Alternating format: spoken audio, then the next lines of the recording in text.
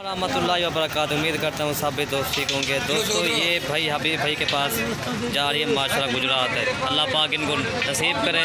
और ये गुजरात जा रही है माशाल्लाह हबीब भाई, ये देख ले। और ये फीमेल और ये बकरी माशाल्लाह। दोस्तों कार्गो हमारी आल पाकिस्तान में होती है अल्हम्दुलिल्लाह, जो भी जिधर से मंगवाया आर्डर भिजवा सकते हैं माशाल्लाह।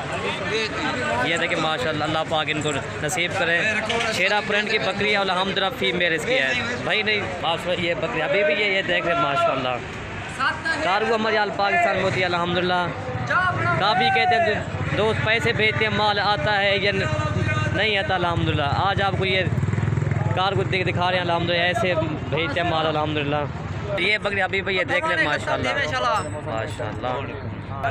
ये देख रहे अभी भाई मैंने बकरी दिखा दी है माशाल्लाह। और ये देख रहे अभी भाई ठीक है माशाल्लाह। और ये फीमेल माशाल्लाह, बकरी को मैंने बिठा दिया और ये और ये गाड़ी का नंबर है अभी भाई ये देख ले माशाल्लाह, ये गुजरात है। ठीक है भाई।